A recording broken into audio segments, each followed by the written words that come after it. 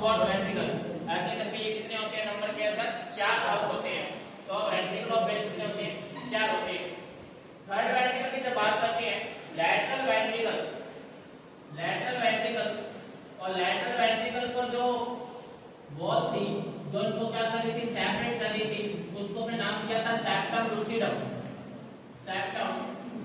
उसको बोला गया था सेप्टम लूसिडम जो लैटरल वेंट्रिकल को आपस में क्या करती है डिवाइड करती है लेफ्ट लैटरल और राइट लैटरल के क्या करती है डिवाइड करती है उसको हमने क्या बोलते थे उस वॉल को सेप्टम लूसिडम के नाम से जानते थे। तो लैटरल वेंट्रिकल के बाद जो थर्ड वेंट्रिकल आता है थर्ड वेंट्रिकल क्या कहता है कि lateral ventricle is connected with third ventricle by a foramina that is known as foramina of Monero। lateral ventricle से third ventricle जिस पाथवे से जुड़ा होता है या जिस पाथवे से कनेक्ट रहता है lateral ventricle और third ventricle जो आपस में क्या होता है जिस पाथवे से कनेक्ट रहता है उस पाथवे को हम किस नाम से जानते हैं फोरामिना और मोनेरो के नाम से जानते हैं। या फिर इसे क्या कहते हैं दूसरा नाम इसका क्या है इंटरवेंट्रिकल फोरामेन।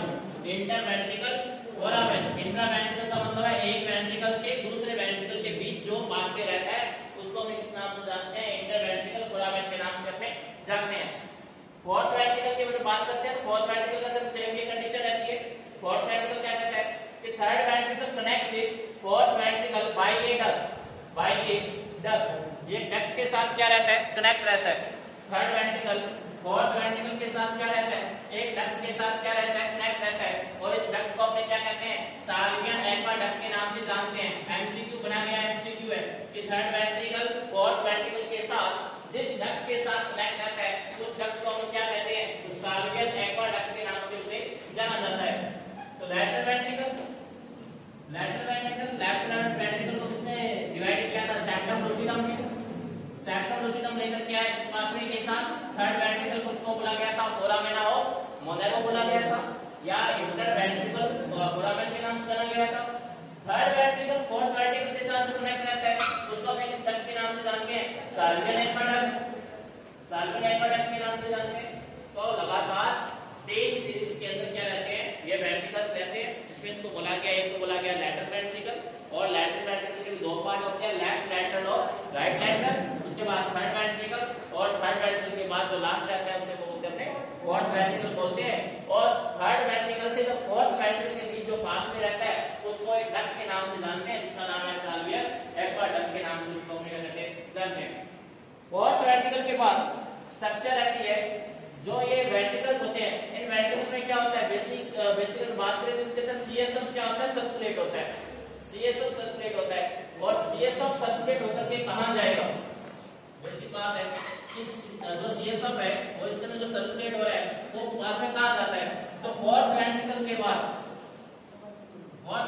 बाद क्या देखा जाता है कि 2 स्ट्रक्चर राइज होती है after the from fourth ventricle एक स्ट्रक्चर राइज होती है जिसको बोलते हैं 2 टाइप की क्या होती है स्ट्रक्चर राइज होती है और स्ट्रक्चर कौन सी होती है एक को बोलते हैं अपने 2 लैटरल फोरामेन 2 लैटरल ये तो होती लैटरल मतलब साइडों में जाने वाली तो 2 लैटरल फोरामेन और एक को बोलते हैं अपने 1 मीडियल फोरामेन मतलब एक तो सेंटर में जाएगी। फोर्थ वेंट्रिकल के बाद 2 स्ट्रक्चर ऐसी निकलती है जो लैटरल जाएगी एक स्ट्रक्चर ऐसी निकलती है जो मिडिल को जाएगी कुछ ऐसी स्ट्रक्चर निकलती है। तो जो 2 लैटरल फोरामेन होती है स्ट्रक्चर होती है उसे किस नाम से जानते हैं फोरामेना ऑफ लस्का क्यों ये इसको हम लोग ट्रिक से याद रख सकते हैं क्योंकि ये दोनों साइड क्या होती है थोड़ी सी लटकी हुई स्ट्रक्चर रहती है तो यहाँ बोल सकते हैं कि फोरामेना ऑफ लस्का के नाम से जानते हैं। जबकि जो एक सेंटर में रहती है मिडिल के अंदर रहती है जिसको हम किस नाम से जानते हैं फोरामेना ऑफ मैग्नेटिक। दोनों ही बेसिक अलग अलग के वर्ड पूछे गए ये तो एक बेसिक सा वर्ड है कि 2 लैटरल स्ट्रक्चर होती है और 1 मिडल स्ट्रक्चर होती है। दोनों लैटरल स्ट्रक्चर को क्या कहते हैं मिडल स्ट्रक्चर को क्या कहते हैं तो लैटरल स्ट्रक्चर को फोरामेना ऑफ लस्का और मिडल स्ट्रक्चर को क्या कहते हैं फोरामेना ऑफ मैग्नेटिक के नाम से जानते हैं।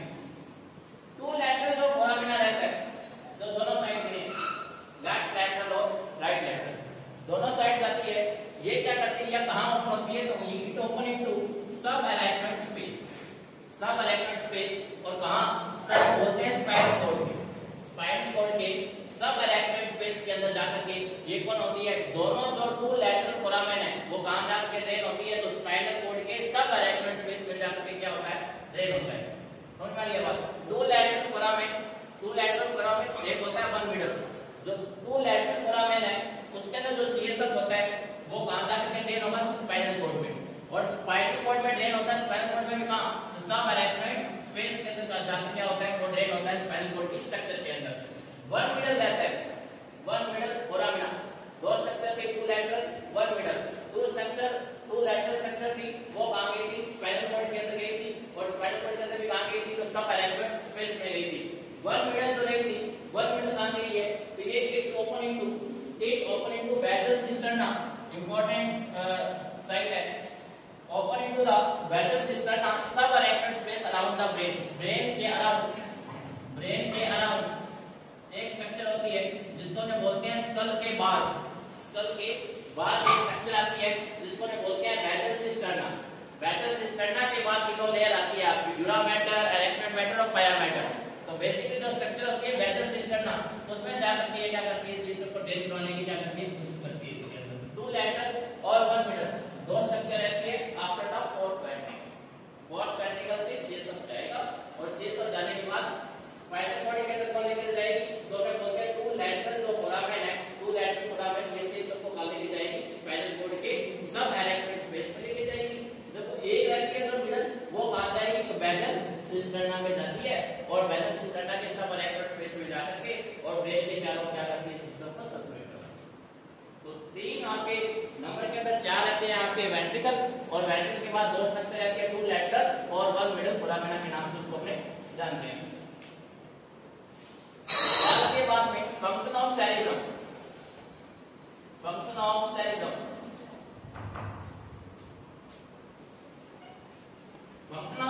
के अंदर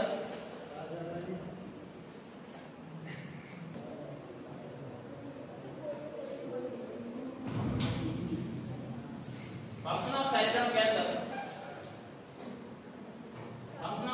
में फंक्शन की जब बात करते हैं दो तरह के फंक्शन होते हैं, इसके सेंसरी और मोटर। बेसिक तो इसके फंक्शन को तीन पार्ट में डिवाइड किया गया है, सेंसरी, मोटर और क्या रहता है, एसोसिएटिव। सेंसरी, मोटर और एसोसिएटिव तीन तरह के इसके फंक्शन होते हैं। अगर प्राइमरी में बात की जाए तो सेंसरी और मोटर दो तरह के इसके फंक्शन है सेरेब्रम के। सेरेब्रम आपका वो पार्ट था जो 70% क्या करता था, ऑक्यूपाई कर रहा था, ब्रेन के पार्ट क्या कर रहा था, ऑक्यूपाई कर रहा था, कवर कर रहा था। सेंसरी और मोटर के अंदर दो तरह के फंक्शन के बाद इसमें अलग अलग एरियाज होते हैं, फंक्शन और एरियाज। ओवरऑल फंक्शन देखा जाए तो सेरेब्रम को हमने पढ़ा है कि इट ऑलमोस्ट क्या करता है, कंप्लीट करता है वॉलंटरी और इनवॉलंटरी जो एक्टिविटीज रहती है क्या करता है, कंप्लीट करता है। और इसके साथ साथ क्या करता है, सेंसरी और मोटर फंक्शन के लिए क्या होता है, रिस्पांसिबल होता है। बट सेरेब्रम के अंदर भी क्या होते हैं, अलग अलग एरियाज आते हैं, और अलग अलग एरियाज की बात की जाए तो पहला आता है मोटर एरिया। और मोटर एरिया में क्या, तो दो तरह के आपके सामने ये प्रेजेंट है कि एक होता है प्राइमरी मोटर एरिया, दूसरा होता है Broca's area. Primary motor area की बात करें तो यहाँ डिस्कशन होगा अभी, इसमें क्या देखने को मिलती है, बैटेल सेल देखने को मिलती है, जबकि ब्रोकास एरिया क्या करता है, मसल ऑफ स्पीच के लिए क्या होता है, रिस्पांसिबल होता है। मसल ऑफ स्पीच जो आप बोलते हो, लगातार बोलते हो, उसको बोलने के पीछे कौन सा एरिया रिस्पांसिबल होता है, तो ब्रोकास एरिया होता है। बना गया है मसल ऑफ स्पीच के लिए कौन सा एरिया रिस्पांसिबल होता है, तो ब्रोकास एरिया बना गया है के पीछे। और सेकंड कहता है तो सेंसरी एरिया में क्या, तो ऑल्फैक्टरी का मतलब होता है आपका ऑल्फैक्शन का मतलब होता है स्मेल को डिटेक्ट करवाने के लिए ऑल्फैक्टरी सेंसरी एरिया होता है। दूसरा सेरेब्रम के अंदर होता है ऑप्टिक का मतलब क्या होता है, विजन से होता है। तीसरा ऑडिटरी का मतलब होता है ईयर, है ना, हियरिंग से होता है, सुनने से होता है। चौथा होता है गस्टेटरी का मतलब होता है टच। और इसमें यहाँ क्या होता है, इसमें आपका टेम्परेचर। तो सेंसरी अलग अलग क्या होते हैं, एरियाज होते हैं। सेंसरी में भी ऑल्फैक्टरी, ऑप्टिक, ऑडिटरी, गस्टेटरी और सोमैटोसेंसरी, ये 5 टाइप के क्या होते हैं, सेंसरी एरिया होते हैं। दो तरह के कौन से होते हैं, मोटर एरिया होते हैं, बढ़ते इसको क्या करेंगे, एसोसिएटेड का मतलब होता है मिले जुले, है ना। एसोसिएटेड किसका नंबर आ रहा है, एसोसिएटेड एरिया। एसोसिएट सारे के सारे क्या किया गया, इसको लिस्ट आउट किया गया है। आपके भी क्या आता है, जब फंक्शन ऑफ यहाँ एरिया ऑफ सेरिज्म आता है तो आपको सबसे पहले इसको लिस्ट आउट करना पड़ेगा कि इतने इतने क्या होते हैं, 2 मोटर होते हैं, 5 आपके सेंसरी होते हैं, और इसके अलावा जो जहाँ रहते हैं वो कैसे होते हैं, वो आपके एसोसिएटेड एरिया होते हैं इसके अंदर। और काम क्या आते हैं तो वन बाय वन इसको हम डिस्कस करते हैं। तो एसोसिएटेड एरिया के अंदर, एसोसिएटेड एरिया के अंदर तो प्री मोटर पहला आता है, प्री मोटर, प्री फ्रंटल आपके सामने रिप्रेजेंट है कि पहला आता है प्री मोटर, प्री मोटर के बाद प्री फ्रंटल, थर्ड होता है वर्निक्स एरिया, और फोर्थ होता है पेराइटो ओसिपिटल एरिया। अब सेंसरी और मोटर के अलावा जो इन तीनों में से सबसे ज्यादा इंपॉर्टेंट क्या होता है, एरिया होता है, वो कौन सा होता है, एसोसिएटेड। एसोसिएटेड एरिया क्यों ज्यादा इंपॉर्टेंट होता है, तो हम इसके बारे में डिस्कस करते हैं कि ये ज्यादा क्यों होता है इंपॉर्टेंट। तो सबसे पहले हम डिस्कस करेंगे मोटर एरिया के बारे में, और मोटर एरिया में सबसे पहले आया था आपका क्या, प्राइमरी मोटर एरिया। जैसा इसमें रिप्रेजेंट किया गया है वैसे ही आप क्या करते हो, एग्जाम में या एग्जाम की कॉपी में रिप्रेजेंट करना होता है, टाइम सेविंग रहता है, और साथ में रिप्रेजेंट करने का तरीका अच्छा होता है, कम समय में ज्यादा इंफॉर्मेशन डाली जाती है और आपको नंबर उसमें पूरे मिलते हैं। तो पहला जो आपका आता है मोटर एरिया के अंदर, इसको बोलते हैं प्राइमरी मोटर एरिया। कहाँ होता है, फ्रंटल लोब। कौन सी स्पेशल सेल पाई जाती है, तो बेडल सेल पाई जाती है इसके अंदर। ये चलिए बेडल सेल कहाँ होती है, तो प्राइमरी मोटर एरिया में। प्राइमरी मोटर एरिया के अंदर क्या करती है, तो all voluntary skeletal muscle activity of the body except muscle of speech. Muscle of speech को छोड़ करके जितनी भी स्केलेटल मूवमेंट होती है, मसल मूवमेंट होती है, उसके लिए क्या होता है, रिस्पांसिबल होता है। इसके अलावा बेडल सेल क्या है, स्पेशल सेल बेडल सेल होती है इसके अंदर। तो ये क्या है, तो ये control right hemisphere to left body side और left hemisphere control to right body side. मतलब जो लेफ्ट साइड जो रहता है सेरेब्रम का, लेफ्ट साइड रहता है वो राइट साइड की बॉडी को कंट्रोल करता है, और राइट हेमिस्फीयर होता है वो कौन सा, लेफ्ट साइड की बॉडी को क्या करता है, कंट्रोल करने के लिए क्या होता है, रिस्पांसिबल होता है।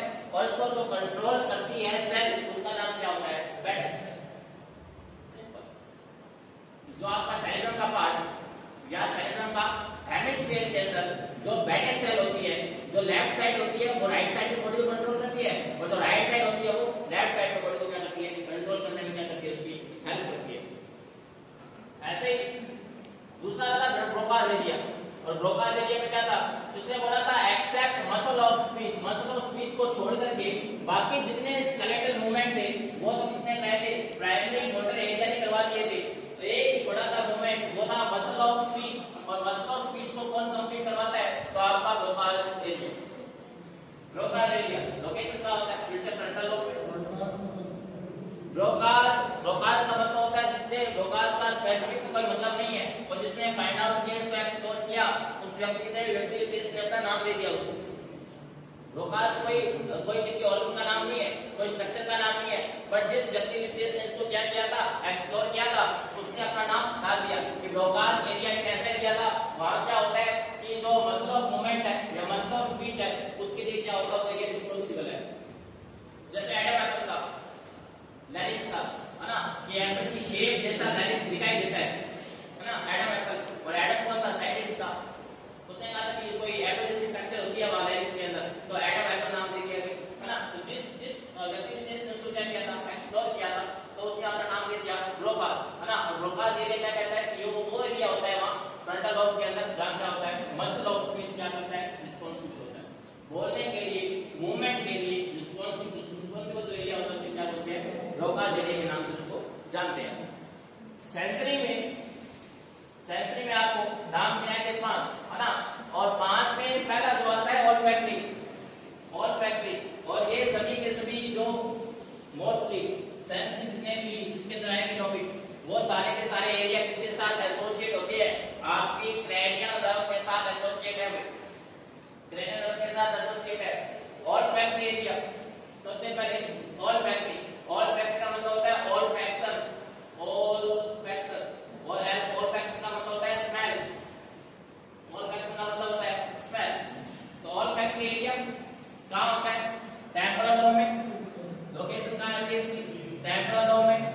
क्या एक्शन है इसका? तो sense of smell. Sense of smell के लिए कौन सा एरिया रिस्पांसिबल है आपका? Olfactory area. सेकेंडली ऐसे ही सिमिलर रहता है आपका ऑडिटरी एरिया।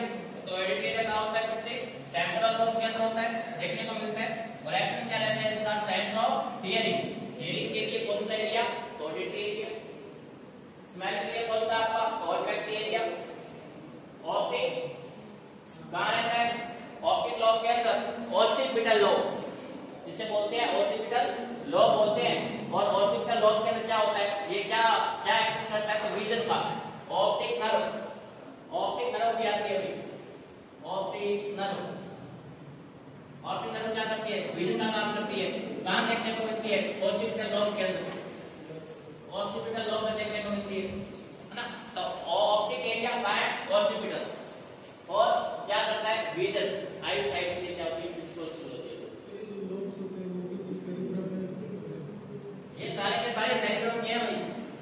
ये सारे के सारे मोटर, सेंसरी और एसोसिएटेड, ये तीनों के तीनों फंक्शन किसके हैं? सेरेब्रम के। क्योंकि वो क्या कर रहा था? 70% पार्ट को क्या कर रहा था? ऑक्यूपाई कर रहा था। और 70% जो पार्ट को ऑक्यूपाई कर रहा है, वो कवर कर रहा है। इसका मतलब क्या है? मेजॉरिटी के उसके फंक्शन तो होंगे, नो डाउट इसके अंदर। तो पहले मोटर देखेंगे, फिर सेंसरी देख रहे हैं, उसके बाद क्या आएंगे? एसोसिएटेड। सेंसरी के अंदर फोर्थ जो लगता है उसे बोलते हैं गस्टेटरी। गस्टेटरी कहाँ देखने को मिलता है? पैराइटल लोब में। पैराइटल लोब में क्या काम है? गस्टेटरी का मतलब है टेस्ट। गस्टेटरी का मतलब क्या हो गया? जो आपके टेस्ट बड्स, जो आपको खट्टा मीठा है ना, ये टेस्ट पता चलता है किसके एरिया की वजह से? गस्टेटरी एरिया की वजह से। हाँ, वो बात अलग है। जिसको कोई टेस्ट नहीं आता हो, है ना, जिसको कोई पता नहीं रहता हो क्या मीठा है क्या खट्टा है, वो बात अलग है। और जिसको ये खट्टा मीठे का पता ही नहीं चलता हो, तो मतलब क्या उसका गस्टेटरी जो एरिया है वो क्या है? उसका ब्लॉक हो चुका है, खराब हो चुका है ना। मोस्टली क्या देखने को मिलता है? जब कोल्ड होता है, कोल्ड, और कोल्ड में क्या होता है? सारे जो सेंसरी एरिया होते हैं मोस्टली क्या होती है? वो ब्लॉक हो जाते हैं। तो ब्लॉक हो जाते हैं तो ना तो हमें कुछ टेस्ट का पता चल पाता है, ना कुछ पता चल पाता है। टेस्ट से टेस्ट वर्ड क्या होते हैं? ब्लॉक हो जाते हैं। तो जो गस्टेटरी एरिया है वो किसके लिए? Sense of test. टेस्ट कैसा रहता है? उसके लिए गस्टेटरी एरिया क्या होता है? रिस्पांसिबल होता है। और लास्ट क्या है? सोमैटो sensory area. सोमैटो sensory area parietal lobe में। और पैराइटल लोब में क्या काम? सेंस का, पेन का सेंस, टच का सेंस, टेम्परेचर का सेंस, ये सारा का सारा जो सेंस एलिवेट बनाता है वो कौन बनाता है? सोमैटो सेंसरी। सोमैटो सेंसरी का मतलब sense of pain, sense of touch और सेंस ऑफ टेम्परेचर। इन तीनों के लिए क्या है? सोमैटो सेंसरी का रिस्पांसिबल होता है। पैराइटल लोब में होता है। और गस्टेटरी एरिया में क्या होता है? पैराइटल लोब में होता है और गस्टेटरी एरिया टेस्ट के लिए, जबकि बाकी ये जो सोमैटो सेंसरी रहता है वो सेंस ऑफ पेन, टच और टेम्परेचर के लिए क्या होता है? रिस्पांसिबल होता है।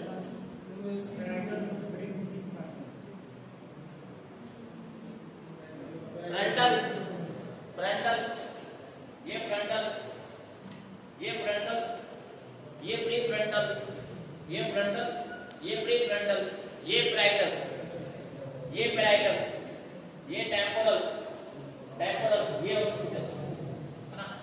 अच्छा हाथ कैसे?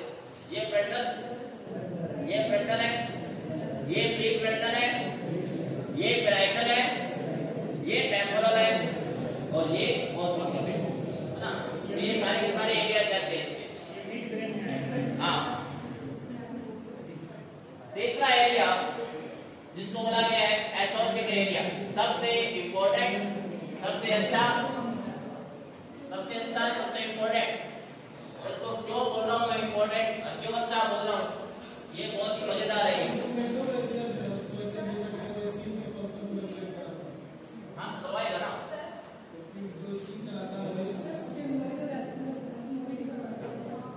वो साइंस में है, वो आगे साइंस के साथ एसोसिएट होते हैं।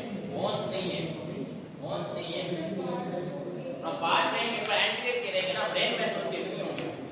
ब्रेन में एसोसिएट जब फेशियल बोन्स की बात आती है तो उसमें क्या होते हैं? कंक्लूड होते हैं। ब्रेन में कंक्लूड नहीं होते ना। एथेमॉइड है क्या? एथेमॉइड, है ना। साइनस आते हैं, नैन और आइज के पास साइनस होते हैं। हाँ, साइनस होते हैं, कैविटी होती है। एसोसिएटेड एरिया, एसोसिएटेड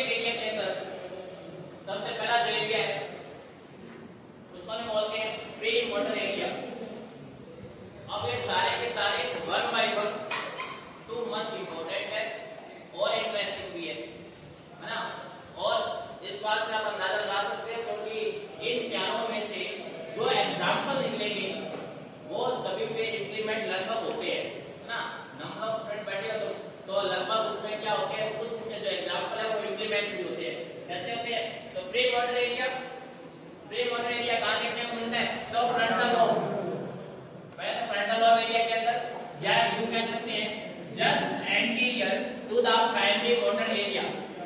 फ्रंटल में भी कहां? फ्रंटल लोब में भी कहां? तो प्राइमरी मोटर एरिया के आगे देखने को मिलता है ना। प्री मोटर मतलब मोटर एरिया के आगे, इसका नाम क्या हो गया? Pre motor area. फंक्शन क्या है? Has to coordinate of impulse, जितने भी इंपल्स आ रही है। प्राइमरी मोटर एरिया के अंदर क्या था कि वो स्केलेटल मसल के मूवमेंट के रिस्पांसिबल। तो स्केलेटल मूवमेंट के मसल के लिए जितने भी इंपल्स आ रही है, जितना भी ऑर्डर आ रहा है कि इस मसल को काम करना है, तो जितना भी मसल कंट्रैक्शन के जितने भी इंपल्स आ रही थी, तो इस इंपल्स को क्या करके रखना? कोऑर्डिनेट करके रखना, मतलब लगातार मसल के अंदर कंट्रैक्शन बना करके रखना। किसका काम होता है? प्री मोटर एरिया का काम होता है कि जितनी कमांड मिल रही है मसल को, लगातार वो मसल क्या करे? कंट्रैक्ट करे और काम करती रहे, जिसको हम बोलते हैं कोऑर्डिनेशन ऑफ इंपल्स बोलते हैं, है ना। और ये क्या करते हैं? प्राइमरी मोटर एरिया में काम करते हैं, हेल्प करती है। दूसरा होता है pre frontal area, pre frontal. और प्री फ्रंटल में क्या? तो ये फ्रंटल लॉब में नाम से पता चल रहा है कि कहां और इसका लोकेशन कहां देखने को मिलता है? तो फ्रंटल लॉब में देखने को मिलता है। और फ्रंटल लॉब में भी वापस कहां से? Just anterior primary motor area, primary motor area के आगे। और कहां देखने को मिलता है? तो फ्रंटल लॉब में देखने को मिलता है। प्री फ्रंटल एरिया मतलब फंक्शन है, वो है रिस्पांसिबल ऑफ या रिस्पांसिबल फॉर इंटेलेक्चुअल बिहेवियर। आपका दिमाग कितना है, अकॉर्डिंग टू कंडीशन आप ढल पाते हो नहीं ढल पाते हो, किसी एनवायरनमेंट में आप एडजस्ट हो पाते हो नहीं हो पाते हो, किसी चीज को आप कितना जल्दी समझ पाते हो नहीं पाते हो, आपका ऑब्जर्वेशन कितना अच्छा है या नहीं है, ये सारा का सारा कौन है? Prefrontal. Intellectual behaviour, intelligence और have to separate human to animals. ये देखो कितनी अच्छी बात है, कितनी अच्छी बात है ये। 8 to 9 स्टार के साथ इसको इंडिकेट करता हूं मैं, है ना। कितनी अच्छी बात है ये, ह्यूमन टू एनिमल्स। मतलब क्या है कि जो ह्यूमन है, ह्यूमन की इंटेलिजेंसी, उसका अकॉर्डिंग टू एनवायरनमेंट के साथ क्या एडजस्ट होना, या अकॉर्डिंग टू टाइम कंडीशन के अनुसार क्या होना, अपने आप को क्या करना? एडजस्ट करना, है ना। और कंडीशन के अकॉर्डिंग क्या करना? बिहेव करना। तो ये ह्यूमन के अंदर क्या करती है? इस पावर को क्या करती है? इंटेलेक्चुअल बिहेवियर को क्या करती है? प्रोवाइड करती है प्री फ्रंटल एरिया। अगर ये नहीं है उसमें, तो उसमें और एनिमल में कोई फर्क नहीं है। तो जो एनिमल में पार्ट नहीं है, उससे कौन सा पार्ट नहीं है? तो प्री फ्रंटल एरिया जो पार्ट है वो एनिमल में फिर नहीं होता है। और यही पार्ट होने की वजह से एनिमल और ह्यूमन में क्या होता है? डिफरेंस होता है ना।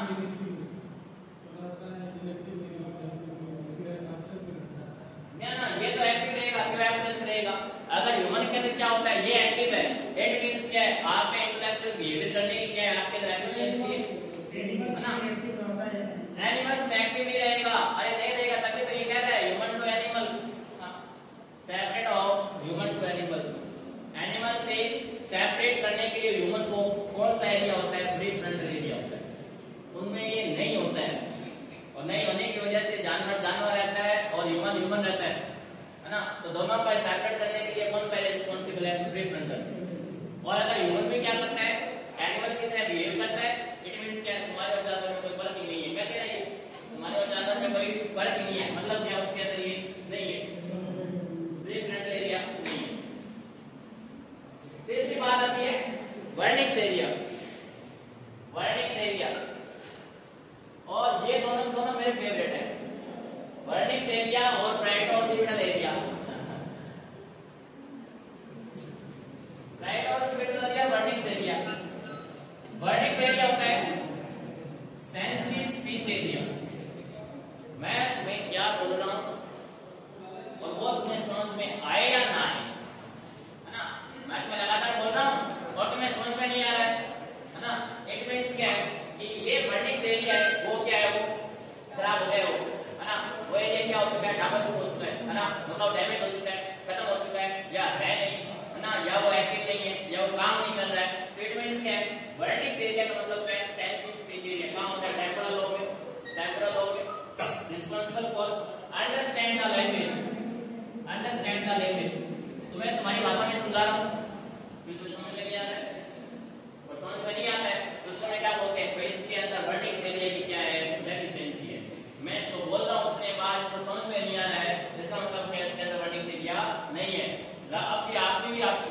समझी नहीं और आपकी कोई लैंग्वेज समझे ना, बात ना माने, तो आप कह सकते हो कि उसके अंदर वर्डिंग एरिया की क्या है, डेफिशिएंसी है। क्या बोलते हैं, दैट इज की स्पीच एरिया के नाम से होता है।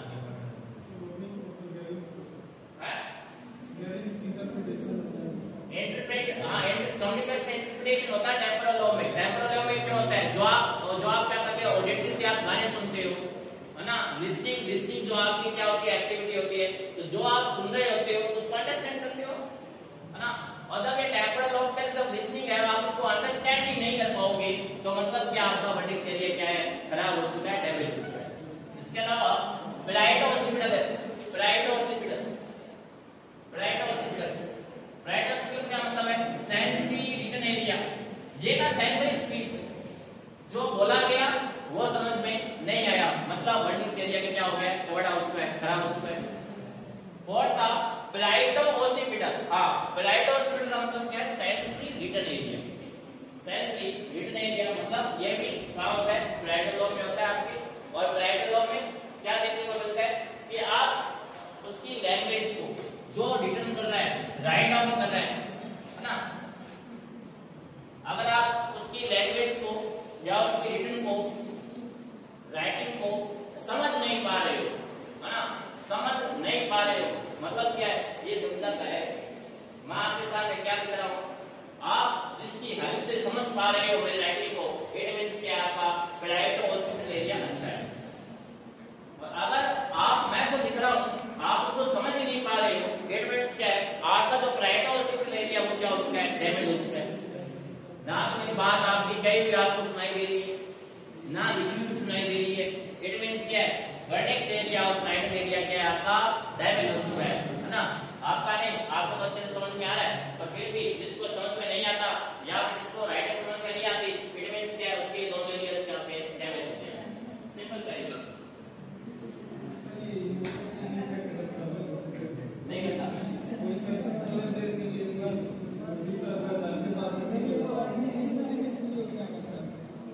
भाषा बोलते हैं उसके लिए है, जो भाषा बोलती है उसको कैसे अप्लाई करें।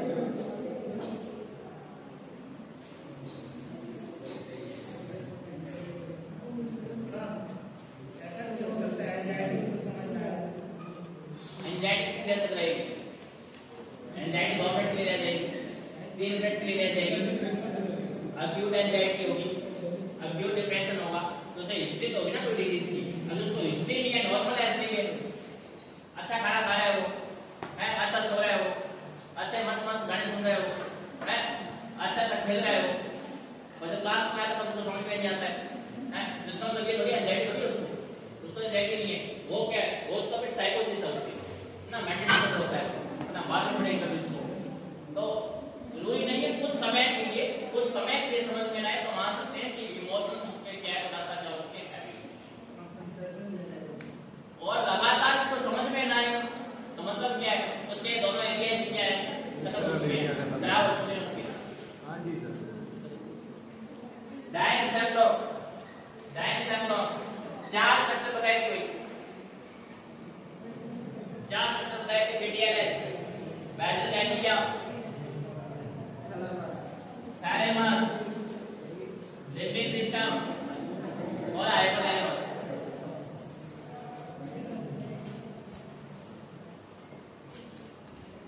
एक बार मैं फिर से कह रहा हूं,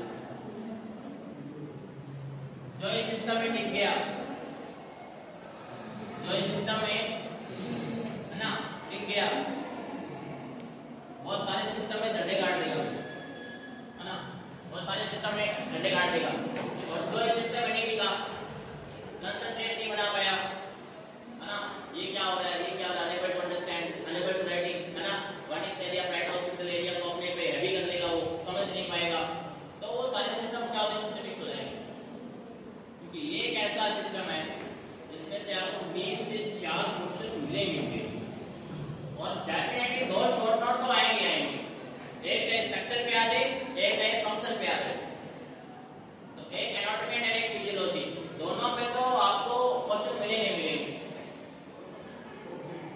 और ये सबसे इंपॉर्टेंट सिस्टम है, पूरे एनाटॉमी में सबसे इंपॉर्टेंट सिस्टम है ना, जिसको आप थोड़ा सीरियस होकर के आप उसको पढ़ रहे हो, अंडरस्टैंड कर रहे हो, इट मींस क्या है, आगे आने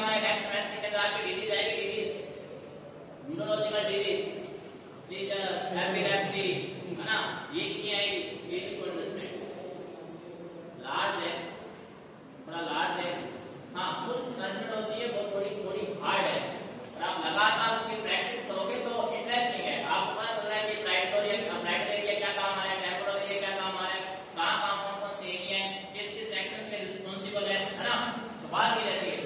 VTLS वेजिटेरिया, थैलेमस, लिम्बिक सिस्टम और वेजिटेरिया। हाँ जी, अब यहाँ से सीधा सा एक क्वेश्चन आएगा MCQ, VTLS से ये MCQ उठा गया है, और वो क्या उठा गया है, पहला तो ऐसा है कि जो टेम्परेचर को, हंगर को, थ्रस्ट को, इनको क्या करता है, इनको मेंटेन करने की कोशिश करता है, या इनको मेंटेन करवाता है, वो कौन करवाता है आपका हाइपोथैलेमस। इनको हाइपोथैलेमस का पहला एमसीक्यू जो सबसे मोस्ट कॉमन देखने को मिलता है। सेकंड, लिम्बिक सिस्टम पे क्या, emotional brain is also known, emotional brain is also known, emotional brain किस नाम से जानते हैं, तो लिम्बिक सिस्टम के नाम से अपने इसको जानते हैं। दो एमसीक्यू यहाँ से बने बनाए गए एमसीक्यू है, 2 नंबर यहाँ से बने बनाए हैं, लिम्बिक सिस्टम को किस नाम से जानते हैं, तो इमोशनल ब्रेन के नाम से जानते हैं, और हाइपोथैलेमस क्या करता है आपका, तो आपका टेम्परेचर, हंगर, थ्रस्ट को क्या करता है, ये कंप्लीट करने में क्या करता है, वाइटल रोल प्ले करता है। पहला आता है वेसल गैंग्लिया,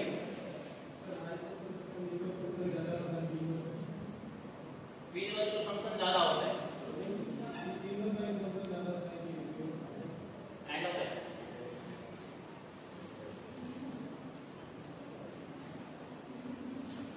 हाइपोथैलेमस एक्चुअली के अंदर स्ट्रक्चर जो है, हाइपोथैलेमस जो ब्लैडर की है वो स्ट्रक्चर बनी एंडोक्राइन के लिए, क्योंकि वो क्या करता है, वो हार्मोन को क्या करता है, रेगुलेट करता है, प्रोड्यूस करता है, और सिक्रेट कौन करता है, तो पिट्यूटरी करती है, तो वाइटल रोल प्ले करता है एंडोक्राइन के अंदर। वेसल गैंग्लिया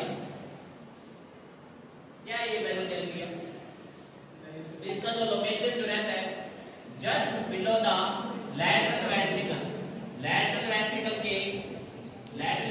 के बिल्कुल एंड में स्ट्रक्चर पाई जाती है, just below the lateral ventricle, और it connect cerebral cortex to the thalamus, cerebral cortex को किसके साथ जोड़ता है, ये थैलेमस को साथ आपस में जोड़ता है, सेरेब्रल कॉर्टेक्स और थैलेमस को आपस में जोड़ता है, कौन स्ट्रक्चर होती है, वेसल गैंग्लिया कहलाती है। और जैसे ये सेरेब्रल कॉर्टेक्स और थैलेमस को, जैसे कि क्या हुआ था, वेंट्रिकल सामने पड़े थे, और वेंट्रिकल्स में लैटरल वेंट्रिकल थर्ड वेंट्रिकल को जोड़ा था, थर्ड वेंट्रिकल से फोर्थ वेंट्रिकल को जोड़ा था, ऐसे क्या स्ट्रक्चर है, ऐसे जो सेरेब्रल कॉर्टेक्स है और थैलेमस है, जो जिसको एक ट्रैक से जोड़ते हैं, उस ट्रैक का नाम क्या रहता है, एक्स्ट्रा पिरामिडल ट्रैक के नाम से उसको अपने जानते हैं। जस्ट बिलो के अंदर ये जस्ट नीचे ये स्ट्रक्चर पाई जाती है वेसल गैंग्लिया, और वेसल गैंग्लिया क्या काम करता है कि इट कनेक्ट, ये क्या करता है, ये सेरेब्रल कॉर्टेक्स किसके साथ कनेक्ट करता है, तो थैलेमस के साथ कनेक्ट करता है।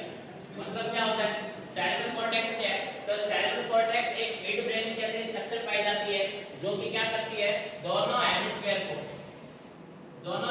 को आपस में जॉइंट करने का काम करती है, जॉइंट करने का, दोनों हेमिस्फीयर को आपस में जोड़ के रखने का क्या करती है, काम करती है, उसको हमने क्या कहते हैं, उसको सेरेब्रल कॉर्टेक्स के नाम से उसको जानते हैं। और सेरेब्रल कॉर्टेक्स से लेकर के और थैलेमस में एक पाथवे बनता है, एक ट्रैक बनता है, उस ट्रैक को अपने किस नाम से जानते हैं, एक्स्ट्रा पिरामिडल ट्रैक के नाम से जानते हैं, और कौन बनाता है, वेसल गैंग्लिया बनाता है।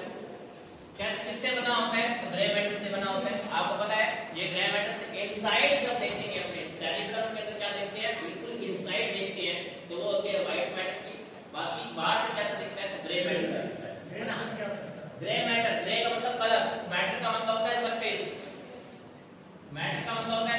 और ग्रे का मतलब होता है कलर, है ना, तो उसका जो सरफेस होता है वो कैसा होता है, ग्रे मैटर का होता है, ग्रे सरफेस होता है उसका। वेसल गैंग्लिया की एक्शन क्या है, सबसे important action, it initiate module and control fine और कॉम्प्लेक्स मूवमेंट, बहुत इंपॉर्टेंट बात है, कंट्रोल करता है हर एक एक्टिविटी को, सिंगल एक्टिविटी को और कॉम्प्लेक्स एक्टिविटी को, कौन सी, इनिशिएट का मतलब होता है फाइन, बड़ी से बड़ी मूवमेंट, है ना। तो initiative modulo control fine movement complex, जैसे कि इनवॉलेंट्री और वॉलेंट्री दोनों तरह के मूवमेंट को क्या करता है, बॉडी की कंट्रोल करता है, वॉलेंट्री और इनवॉलेंट्री मूवमेंट को। मैं बोलता हूं, लगातार बोलता हूं, है ना। तो मेरे माउथ के अंदर ओरल कैविटी में क्या होगा, स्लाइवेशन होगा, स्लाइवेशन होगा। मैं बोल रहा हूं लगातार और ओरल कैविटी के अंदर स्लाइवेशन हो रहा है, तो जितना जितना स्लाइवेशन हो रहा है वो अपने आप क्या हो रहा है, स्वेलो हो रहा है, अपने आप क्या हो रहा है, स्वेलो हो रहा है। और ये स्वेलो कौन करवा रहा है, सर सारी या कुछ कुछ वॉलंटरी और इनवॉलंटरी? मोस्टली, मोस्टली सम का मतलब होता है मोस्टली, है ना। 50-50% भी कह सकते हैं। मोस्टली जो रहेगी वॉलंटरी और इनवॉलंटरी जो मूवमेंट है बॉडी की, वो क्या करवाता है, ये कंप्लीट करवाता है, बेसल गैंग्लिया करवाता है। और उसमें से कुछ एग्जांपल आपके सामने रिप्रेजेंट है, जैसे कि स्वेलो ऑफ स्लाइवा, लगातार बोलते हैं फिर भी क्या होता है, जो स्लाइवेशन होता है वो आपके भी बाहर नहीं आता है, बाहर नहीं आता है। बोलते बोलते स्लाइवेशन कैसे जाता है, स्वेलो हो जाता है।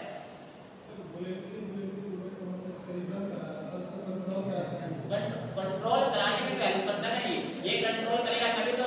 सेरिब्रम का मतलब क्या होता है, सेरिब्रम के अंदर स्ट्रक्चर है ये, सेरिब्रम के अंदर स्ट्रक्चर है ये, जिसको बोलते हैं बेसल गैंग्लिया। और बेसल गैंग्लिया क्या करता है कि लगातार ये तो फाइन मूवमेंट क्या करना है कि आप लगातार बोल रहे हो और बोलने के साथ साथ स्लाइवेशन होता है, तो स्लाइवेशन कभी भी आपके ओरल कैविटी से बाहर नहीं आता है, वो अंदर ही क्या करता है, स्वेलो हो जाता है। और अंदर स्वेलो कौन करवाता है, बेसल गैंग्लिया। दूसरा स्विमिंग ऑफ आर्म, लगातार चल रहे हो, लगातार चल रहे हो ऐसे, है ना। और आर्म अपने आप स्विमिंग कर रही है, अपने आप चल रही है आर्म, आप कुछ लगाते हो, आप क्या करते हो, आगे ये पीछे घूमना आप नहीं करते हो, आप लगातार चल रहे होते हो, हाथ ऐसे हिल रहे होते हैं अपने आप ही, है ना। तो इसे बोलते हैं स्विमिंग ऑफ आर्म, है ना। ये कौन करवाता है, बेसल गैंग्लिया, बेसल गैंग्लिया। आप पता नहीं होता है, आप हॉस्टल से कभी कैसे आते हो, आते हो हॉस्टल से निकल करके और आपके एक आगे को बोलते हैं दूसरा आगे होता है ना। आप नहीं करते हो, अपने आप होता है ये मूवमेंट, है ना। तो swimming of arm, basal ganglia. Swallow of saliva, basal ganglia. Fine movement है, breaking of ice, breaking of ice. आप अपने आप बच्चे पर झुकाते हो, अपने आप बल्कि क्या करते हो, डाउन नहीं करते हो, अपने आप होती है ना। कोई ऐसा नहीं करता कि लगातार आज इस हफ्ते में आपने आईएएस को ब्रेक करूंगा, ये कंप्यूटर ऐसे रखूंगा, है ना। नहीं हो सकता, इम्पॉसिबल नहीं होता, अपने आप ब्रेक होती है, आपको पता नहीं चलता है। बोलते रहते हो, बोलते रहते हो, लगातार स्लाइवेशन होता है, अपने आप स्वेलो हो जाता है, आपको पता नहीं चलता। लगातार चलते रहते हो, आप अपने आप आपकी स्विमिंग कर रही है, आपको पता नहीं चलता है। ये पेशेंट सर को हमारे घर का आंखा खुली रह सकते हैं, स्टूपर कंडीशन है, स्टूपर कंडीशन, लगातार एक ही पोस्चर के अंदर रहता है। कोमा कंडीशन वो होती है लगातार व्यक्ति क्या करता है, एक ही कंडीशन के अंदर लॉन्ग टाइम पीरियड में रहता है, अपने वो पोस्चर को चेंज नहीं कर पाता है ना। उसमें तो उसकी क्या रहती है, आईज ओपन रहती है, ब्लिंक कर नहीं सकती। कोमा कंडीशन है, डिजीज कंडीशन है। तो नॉर्मल के अंदर आपको पता ही नहीं चलता है, आईज अपने आप क्या होती है, ब्लिंक हो जाती है। कौन सा बात है, बेसल गैंग्लिया करवाता है। ये कंट्रोल करवाएगा, ये कंट्रोल करवाएगा। रिफ्लेक्स होता है, ब्लिंकिंग होता है, रिफ्लेक्स। ब्लिंकिंग एक कैसा होता है, रिफ्लेक्स होता है। रिफ्लेक्स का मतलब क्या होता है, कहीं आप जा रहे हो, व्हीकल पे जा रहे हो और सामने से कोई एक्स्ट्रा पार्टिकल आ रहा है बाहर से, है ना। मॉस्किटो मान लो, मॉस्किटो आ रहा है और आप व्हीकल पे जा रहे हो, स्कूटी पे जा रहे हो, बाइक पे जा रहे हो और एकदम एयर के साथ मॉस्किटो आपकी आईज में आता है, तो समटाइम आपकी आईज क्या होती है, बंद हो जाती है। बट समटाइम क्या होता है, वो मॉस्किटो आपकी आईज के अंदर क्या कर जाता है, एंटर कर जाता है ना। तो वो तो होता है एक रिफ्लेक्स। रिफ्लेक्स का मतलब क्या है, मॉस्किटो आ रहा था और आपकी आईज क्या हो गई थी, बंद हो गई थी, तो सेंट्रल नर्वस सिस्टम ने बचा लिया, मॉस्किटो आपकी आईज में नहीं गया। बट सम टाइम क्या हो, चला जाता है। तो वो तो होता है रिफ्लेक्स, आंख को बचाना, बॉडी के अंदर रिफ्लेक्स होते हैं। पर ये काम क्या है, काम का मतलब है चाहे आप स्लीपिंग डाउन पोजीशन में हो, चाहे कोई आप काम कर रहे हो, चाहे नहीं कर रहे हो, नॉर्मल कंडीशन के अंदर आपकी आईज ब्लिंक होती है, ओपन होती है, इसको कंट्रोल कौन करवाता है आपका, तो बेसल गैंग्लिया करवाता है ना। नेक्स्ट वाला थैलेमस, थैलेमस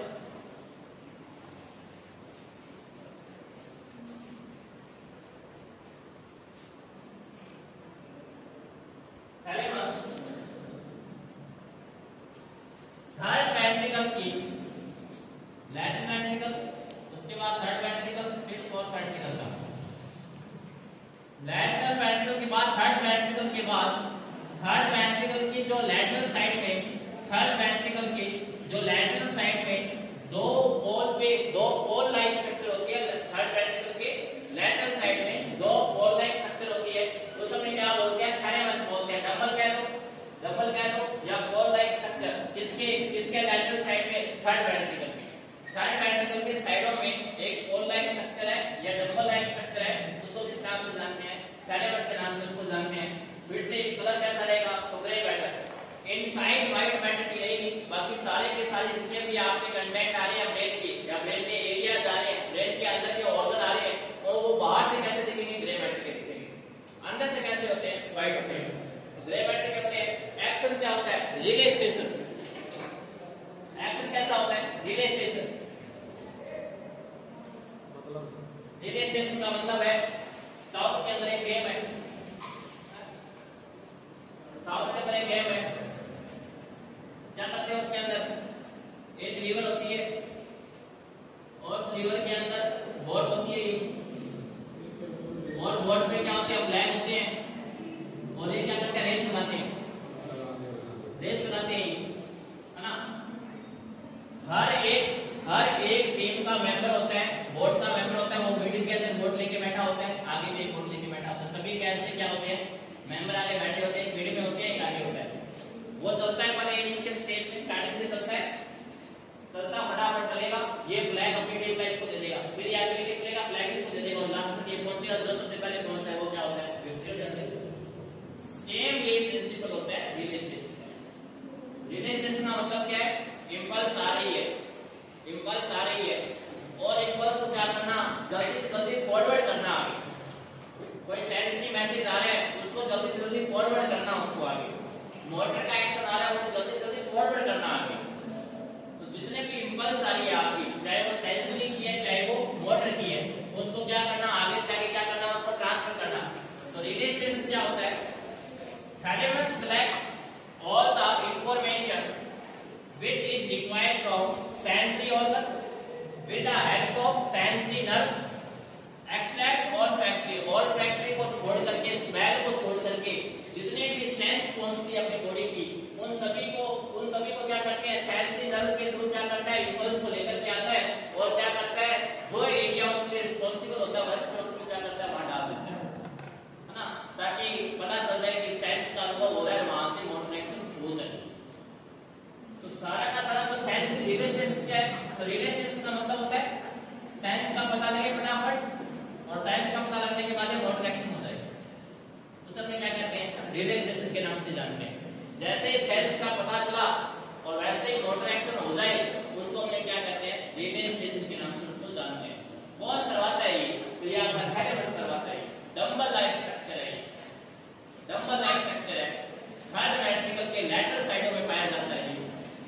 एक्शन क्या रहता है, रिले स्टेशन, जितने भी मैसेज आए हैं सेंसरी को, उसको फटाफट क्या करता है, मोटर एक्शन के अंदर कन्वर्ट करके क्या करता है, वर्क को क्या करता है, कंप्लीट करवाता है। नाम क्या है इसका, थैलेमस। और दूसरा काम इसका होता है हेल्प टू फॉर्मेशन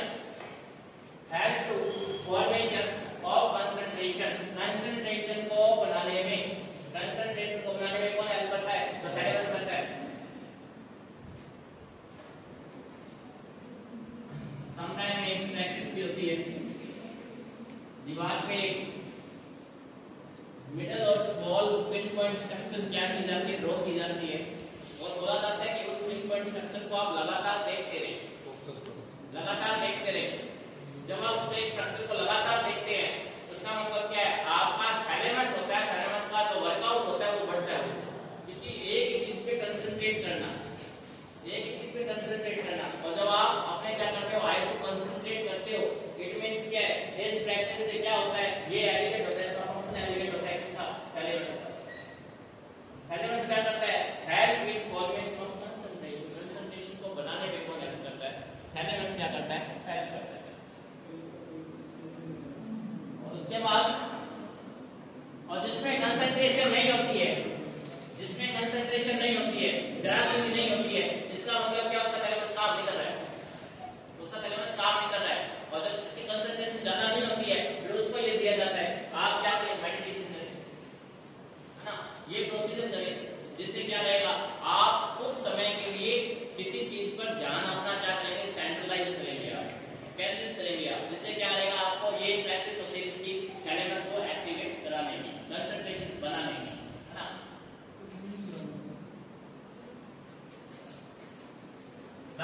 आती है आप सभी की फेवरेट हाइपोथैलेमस।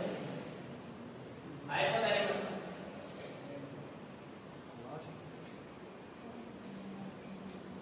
सभी जानते हैं इसके बारे में, ज्यादा बताने की जरूरत नहीं है वैसे, है ना। हाइपोथैलेमस क्या होता है, क्या नाम है इसका? हाइपोथैलेमस का दूसरा नाम क्या होता है? Master of master gland.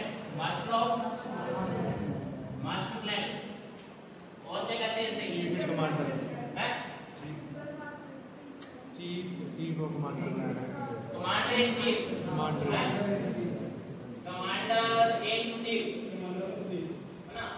Commander in chief, master of master gland और हाइपोथैलेमस, तीन नाम है इसके।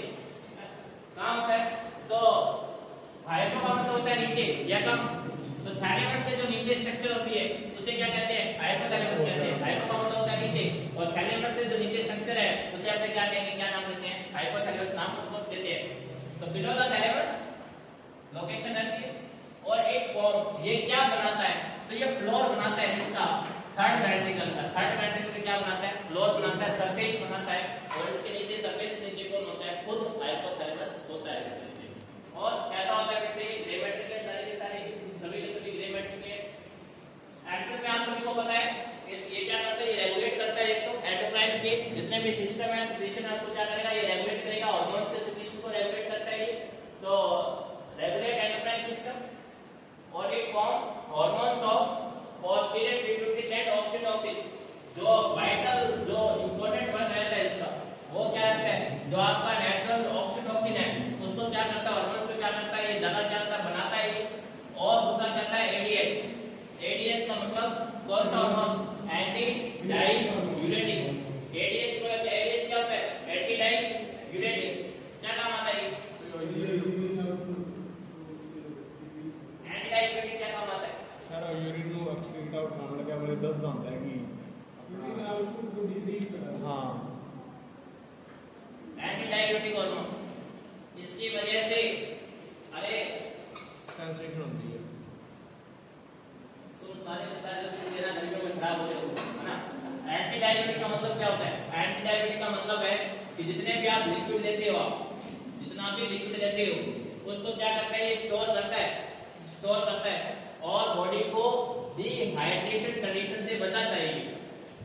अगर ये एंटी डायबिटिक ना हो, डायबिटिक का मतलब क्या होता है?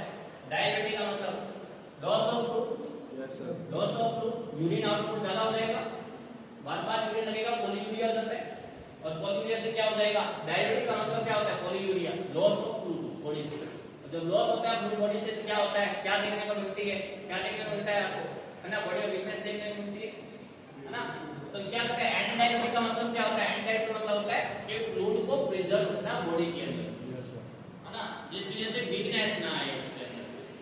तो ये रहता है। तो इसके एंटी डायबिटिक हार्मोन और ऑक्सीटोसिन बनाता है, दो सबसे मेजर रोल प्ले करता है। तीसरा क्या करता है? रेगुलेट करता है बॉडी का टेंपरेचर को, थ्रस्ट को, है ना, हंगर को, साढ़े 12 बजे आपको भूख लगती है ब्रेक टाइम में, ये बनाता है ये, है ना। बार-बार हर पेट के बाद पानी पीने जाना है, ये बनाता है आपको, है ना। बॉडी का टेंपरेचर बढ़ रहा है ठंडा हो रहा है, कौन बता रहा है? हाइपोथैलेमस बताता है इसके अंदर, हां।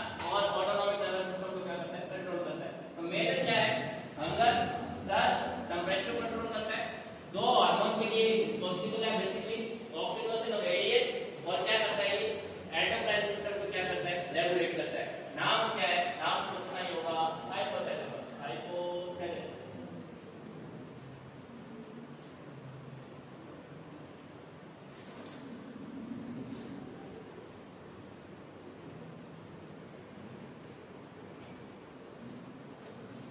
तूने मेरे दोस्त को हाथ कैसे लगाया, है ना? तूने मेरे दोस्त को हाथ कैसे लगाया,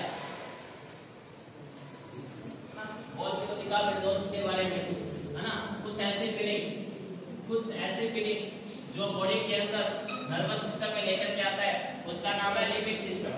क्या नाम है उसका? Limbic system. लिम्बिक सिस्टम क्या है? इसे इमोशनल ब्रेन कहते हैं, इमोशनल ब्रेन।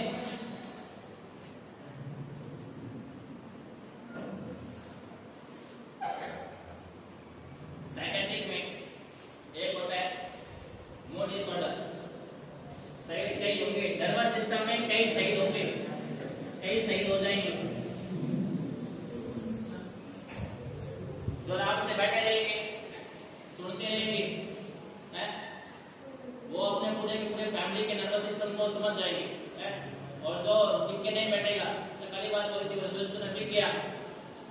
वो सारे सिस्टम की गज्जा उखाड़ देगा, है ना। कोई सिस्टम ऐसा जिससे हार्ट कोई सिस्टम नहीं है, जिससे सारे जो सिस्टम है सारे के सारे बॉडी को समझना है, सबसे इंपॉर्टेंट सिस्टम है बस। हर एक पार्ट आपका मुझे पता है, इसका आई होती है, ये होती है, ब्रेन होता है ना। ब्रेन का होता क्या है, ये सब क्या होता है, स्पाइनल कॉर्ड क्या काम आती है ना। तो ये चीजें कभी आपने पढ़ी नहीं थी, तो पढ़ने हैं तो मतलब क्या है, इन्फॉर्मेशन ले रहे हो तो टिकोगे तो बहुत कुछ जानोगे, है ना। जो जागत है सो पावत है, जो सोवत है वो होता है ना। ये अच्छा बहुत स्टेटमेंट है। वो क्या लिम्बिक सिस्टम, इमोशनल ब्रेन के नाम से जानते हैं। ग्रे मैटर का होता है, अब ये कहाँ होता है, लिम्बिक सिस्टम प्रेजेंट कहाँ होता है, तो ये लैटरल साइड में होता है। थर्ड वेंट्रिकल है, थर्ड वेंट्रिकल के साइडों में, थर्ड वेंट्रिकल और थर्ड वेंट्रिकल के साइडों में कौन था, तो वो था आपका थैलेमस, वो था आपका थैलेमस था, वो आपका थैलेमस था। थर्ड वेंट्रिकल के लैटरल साइड में कौन था, तो वो आपका था थैलेमस। थैलेमस और हाइपोथैलेमस, थैलेमस और हाइपोथैलेमस के बाद में जो लैटरल स्टेज में रहेगा, लैटरल साइड में रहता है, वो कौन रहता है आपका लिम्बिक सिस्टम। थैलेमस और हाइपोथैलेमस, हाँ लैटरल साइड में रहता है।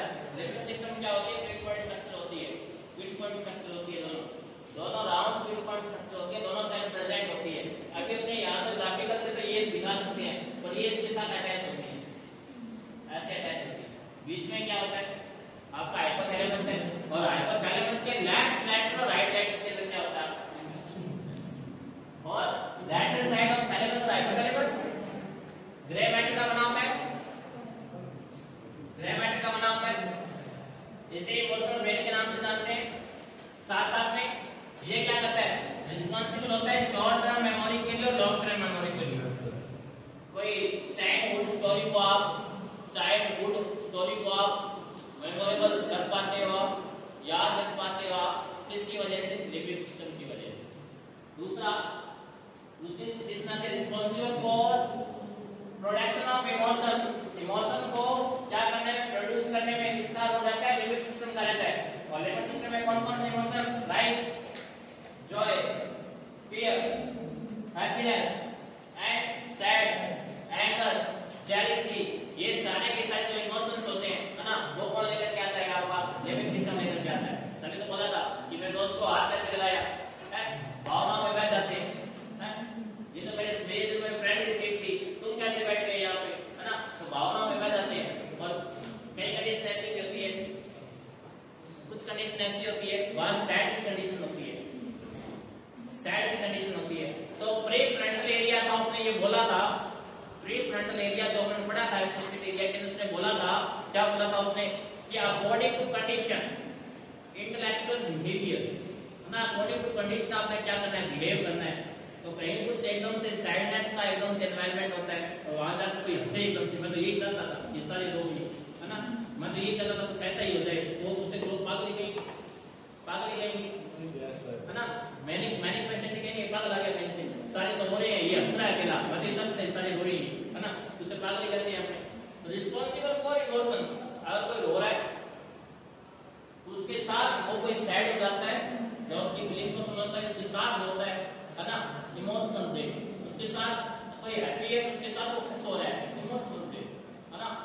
किसी के साथ लड़ाई हो रही है, मेरे दोस्त को छेड़ा कैसे तूने, है ना, feelings like dislike, fear, happy, sad, anger, ये कौन लेकर के आता है, लिम्बिक सिस्टम लेकर के आता है। आपका जो गुस्सा आता है, खुशी आती है, जेलसी आती है, उसके पीछे कौन रिस्पांसिबल है, इमोशनल ब्रेन। हाँ, जो जितने भी लैटरल कंडीशन आती है ऑर्गन्स की स्ट्रक्चर की, मतलब क्या वो दो पार्ट में डिवाइड करेगी।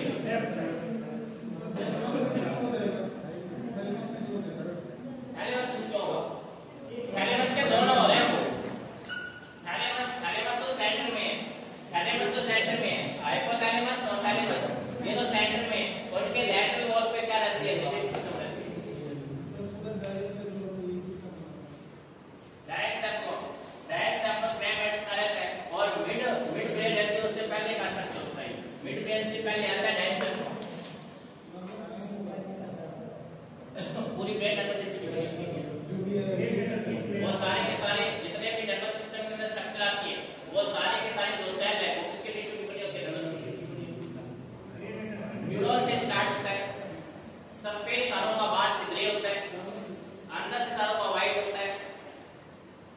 फ्रंट में सबसे पहले सेरिब्रम आता है, सेरिब्रम के बाद में आपके बीटीएलएच आते हैं, basal ganglia, hypothalamus, thalamus, limbic system.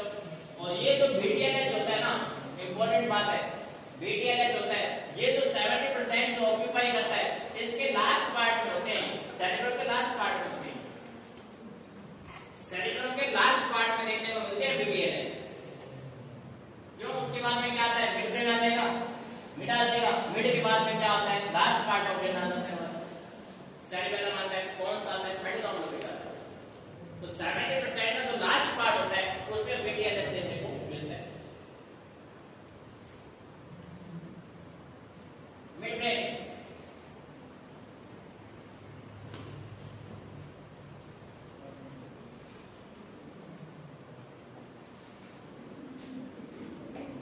Mid brain को बोला जाता है, इलोकेशन जो इसका रहता है मिडुला सेरिब्रम, सेरिब्रम के बाद या सेरिब्रम के नीचे जो स्ट्रक्चर रहती है उसको हम किस नाम से जानते हैं, अपने मिड ब्रेन के नाम से जानते हैं, between cerebrum and पोन्स।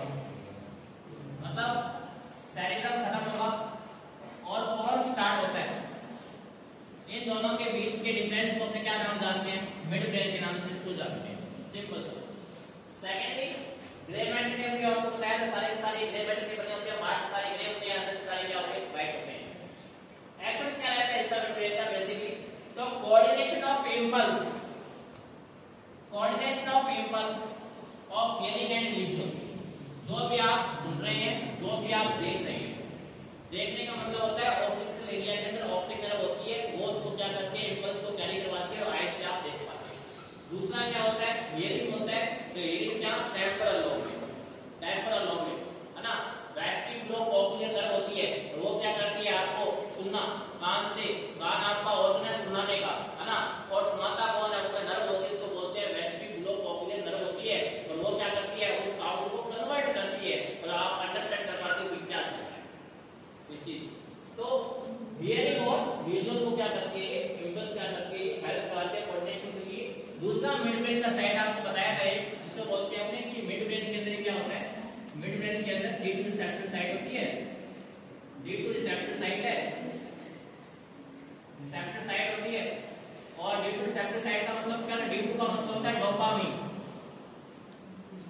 Dopamine receptor site होती है, रिसेप्टर साइट होती है। डोपामाइन क्या है, ऐसे क्या है, आपका न्यूरोट्रांसमीटर होता है, न्यूरोट्रांसमीटर होता है डोपामाइन, और वो कहां से होता है, मिड ब्रेन से प्रोड्यूस होता है, क्योंकि यहाँ डी टू रिसेप्टर साइट देखने को मिलती है। और इसके साथ साथ क्या करता है, ये डोपामाइन होता है, ये इसका काम क्या होता है बेसिकली, तो नेचुरली ये क्या करता है, नेचुरली क्या करता है, ब्लड प्रेशर को कंट्रोल करता है, नेचुरली ब्लड प्रेशर को क्या करता है, कंट्रोल करता है मिड ब्रेन।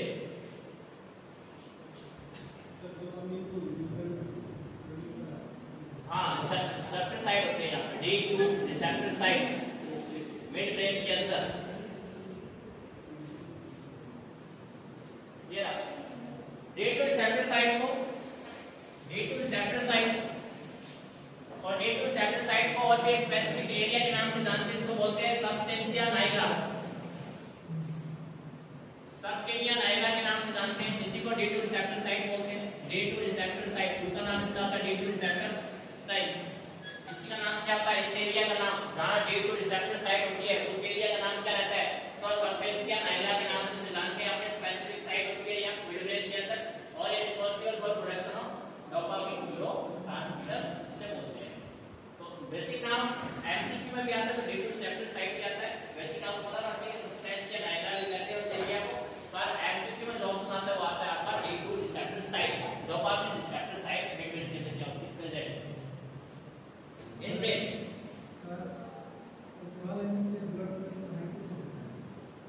क्या हो जाता है,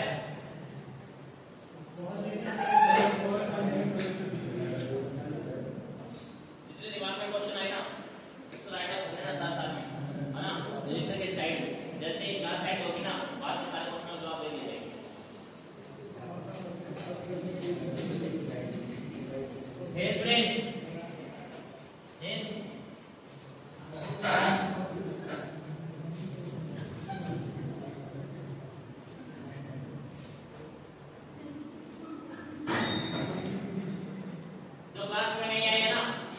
क्लास में नहीं आए वो बोलेंगे क्या हिंदुस्तान क्या होता है, हिंदुस्तान क्या होता है, हाँ हिंदुस्तान क्या होता है। हिंदुस्तान जिस ब्रेन से सोचता है उसको बोलते हैं हिंदुस्तान के नाम से जानते हैं उसको, है ना। कुछ ऐसे आंसर देंगे नो डाउट उसके अंदर, जिसको क्लासिफिकेशन नहीं पता है, जिसने नर्वस सिस्टम नहीं पढ़ा है ना, वो कहेंगे क्लासिफिकेशन होता है तीन, तो कहीं से पूछ लिया और brain, mid brain, Hind brain. और हिंद ब्रेन क्या होता है, हिंद ब्रेन क्या कहते हैं, जिसने हिंद ब्रेन को नहीं पढ़ा वो कहेंगे कि हिंदुस्तान जिस ब्रेन को यूज करता है उसे हिंद ब्रेन के नाम से जानते हैं, हां डेफिनेटली आंसर देंगे नो डाउट। उनको पता चलिए हिंद ब्रेन के अंदर दो स्ट्रक्चर आती है, दो स्ट्रक्चर, एक कॉम्प्लेक्स में है, एक तो कॉम्प्लेक्स में है, एक सिंगल है। कॉम्प्लेक्स में दो आती है, pons and medulla oblongata. Mid brain के बाद, मिड ब्रेन के बाद जो स्ट्रक्चर आप इसे बोलते हैं अपने पॉन्स, पॉन्स के साथ एसोसिएट होता है सेरिबेलम और लास्ट स्ट्रक्चर होती है इसके अंदर समझ आता है क्या मेडुला ऑब्लिंगेटा पॉन्स। और ये पॉन्स है, कईयों ने प्रीवियस एग्जाम में गलत लिखा है, कईयों ने यहाँ लिखा था जल्दबाजी में पॉन्स वाइट ब्यूटी, है ना, तो पॉन्स नहीं है, पॉन्स है भी, अभी भी जान जाना कौन सही है। वो लिखा है उन्होंने एग्जाम में और आकर के बता रहे हैं ओ कौन सा आया था तो पॉन्स लिख दिया है। जिसको दिल रात लगाते रहते हो बोलते रहते हो, है ना, फेस पे भाई याद रहेगा कौन सही है।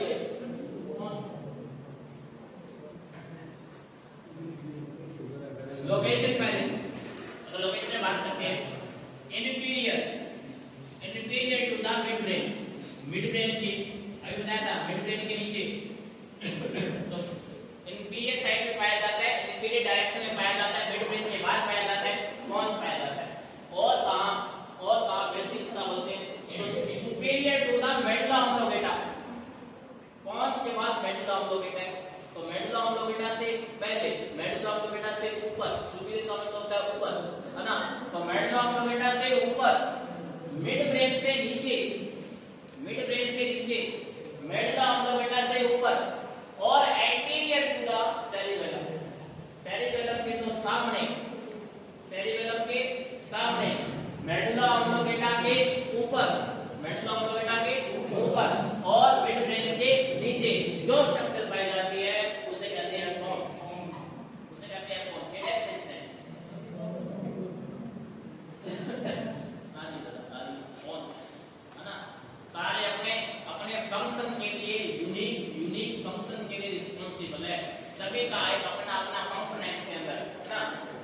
जैसे कि आपको बताया गया था, इसका जो आउटसाइड होता है पॉन्स का पहला स्ट्रक्चर आ रहा है ब्रेन के अंदर, जिसका पॉन्स ये एक पहला स्ट्रक्चर है ब्रेन के अंदर, जिसका बाहर का जो कवरिंग है, बाहर का जो कवरिंग रहता है, बाहर का कवरिंग रहता है वो व्हाइटिश रहता है, बाहर का कवरिंग कैसा रहता है, व्हाइटिश रहता है और अंदर का कैसा रहता है, ग्रे रहता है। पहला स्ट्रक्चर है, पहला स्ट्रक्चर जिसके अंदर व्हाइटिश मैटर देखने को मिलता है, कैसे बाहर से व्हाइट और अंदर से, है ना, ग्रे, हां काला तरीके से ग्रे कहते हैं। दो इंपॉर्टेंट फंक्शन है इसके, दो इंपॉर्टेंट फंक्शन, एक है न्यूमोटैक्सिक और दूसरा होता है एप्निक। न्यूमोटैक्सिक और एप्निक सर दो इंपॉर्टेंट फंक्शन रहते हैं, एरिया रहते हैं पॉन्स के अंदर। और पॉन्स क्या था, बाहर से तो व्हाइट ब्यूटी था और अंदर से आपका ग्रे मैटर था, इंपॉर्टेंट बात है। दो इंपॉर्टेंट सेंटर होते हैं इसके अंदर जिसको बोलते हैं न्यूमोटैक्सिक और एप्निक।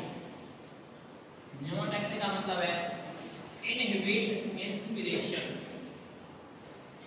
तुम्हारे चाहने से तुम 5 लीटर 6 लीटर 10 लीटर ऑक्सीजन को इनहेल नहीं कर सकते, कैपेसिटी है लंग्स की, कैपेसिटी है लंग्स की, उस कैपेसिटी के अकॉर्डिंग तुम क्या करते हो, ऑक्सीजन को इनहेल कर सकते हो। और एक्सप्रेशन में क्या होता है, इंस्पिरेशन, पाउच और एक्सपिरेशन। एक्सप्रेशन साइकिल क्या होता है, इंस्पिरेशन, पाउच छूटते हो, उसके बाद है फिर एक्सपिरेशन, ये एक्सप्रेशन साइकिल कहलाता है।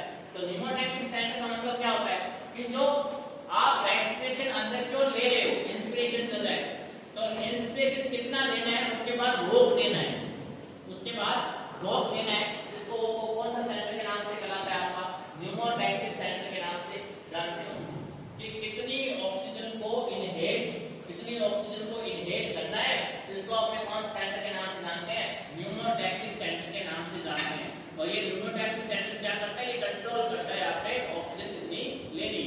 सर एक टाइम में हम कितनी सर एयर इनहेल करते हैं?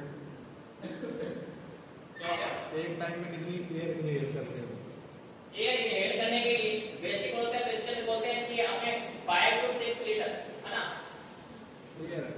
एयर की अगर बात करते हैं 5 to 6 लीटर कैपेसिटी होती है एयर की। 5 से मतलब कि इतनी ही एयर अपने को चाहिए है ना। उसके बाद अपने ज्यादा अपने खींच नहीं पाते है ना। और सेंटर कौन होता है? उस सेंटर का नाम बोलते हैं न्यूरोटैक्सिक सेंटर के नाम से जानते हैं। सिंपल सी बात है। और एपनिक सेंटर क्या होता है? तो एपनिक सेंटर वो सेंटर है जिसमें क्या करते हैं अपने कुछ समय के लिए क्या करते हैं रेस्पिरेशन करते हैं, फिर रुक जाते हैं,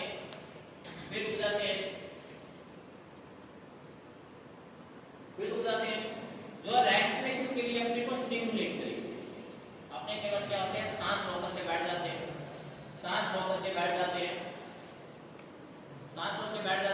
और सांस रोकने के बाद करने में उसे फीलिंग आती है कि सांस लेना है, ब्रीथिंग लेनी है, नहीं तो मामला खराब हो जाएगा। हम ना ब्रेथ अपने कितनी देर तक होल्ड कर सकते हैं? 5, 10, 15, 20 मिनट है ना। वो मैक्सिमम 20 मिनट तो बहुत ज्यादा हो जाता है ना। तो नहीं कर सकते ना। प्रैक्टिस होती है तो करते हैं ब्रेथ को है ना। योगा भी करते हैं। योगा में क्या करते हैं? प्रैक्टिस से करते हैं। पर नहीं तो 2 से 3 मिनट से ज्यादा अपने कर नहीं सकते। 2 से 3 मिनट से ब्रेथ होल्ड अपने ज्यादा कर नहीं सकते है ना। हाइपोक्सिया स्टार्ट हो जाता है और फिर अंदर से एकदम फीलिंग आती है जोरदार सांस लेना है है ना। तो जो स्टिमुलेट करता है इसके लिए इंस्पिरेशन के लिए एपनिया वैसे क्या होता है? एपनिक सेंटर होता है उस समय के लिए ब्रेथ को होल्ड करना, और होल्ड करने के बाद अपने को जरूरत पड़ती है एक्सप्रेशन लेना पड़ेगा, नहीं तो फोटो पे हार्ट अटैक सकता है ना, डेथ हो सकती है। तो लगातार रेस्पिरेशन करवाना किसका काम होता है? एपनिक सेंटर। कितना रेस्पिरेशन एयर लेनी है बॉडी के अंदर कौन करवाता है? डिसाइड करता है न्यूरोटैक्सिक सेंटर। तो कौन दो काम करवाता है?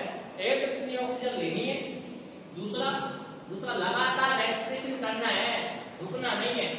और लगातार रेस्पिरेशन इंस्पिरेशन करने के लिए कौन रिस्पांसिबल है? एपनिक सेंटर।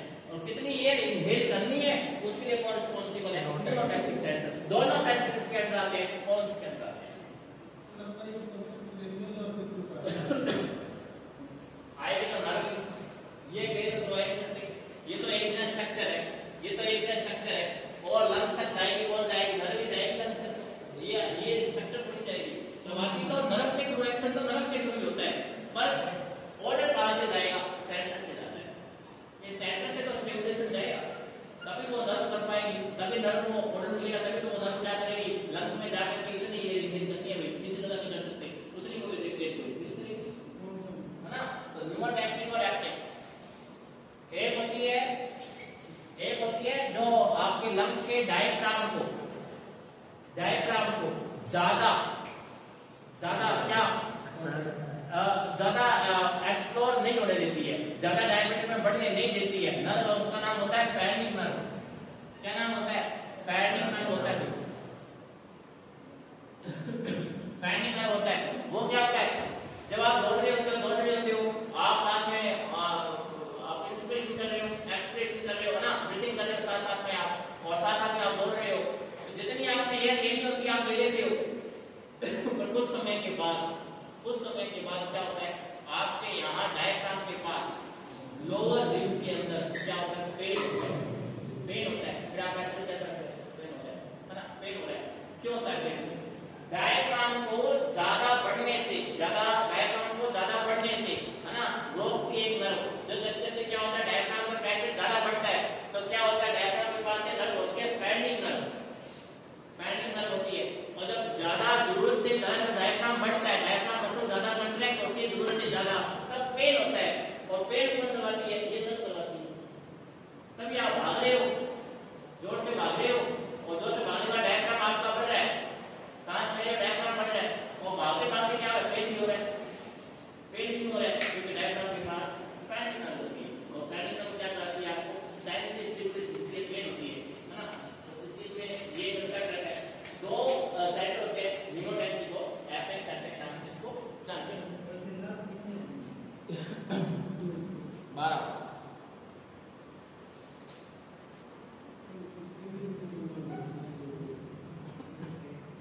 सर ऑक्सीजन आप ऐसे एयर इनहेल सीसी के भी करी थी ना, 1500 सीसी 3000 सीसी इसे सीसी ਦੇ ਵਿੱਚ ਆਪਾਂ ਨੂੰ ਕਾਊਂਟ ਕਰੀਦਾ 1500 सीसी 3000 सीसी फिजिकल हाँ फिजिकल मॉनिटरिंग करते हैं वो फिजिकल मॉनिटरिंग है।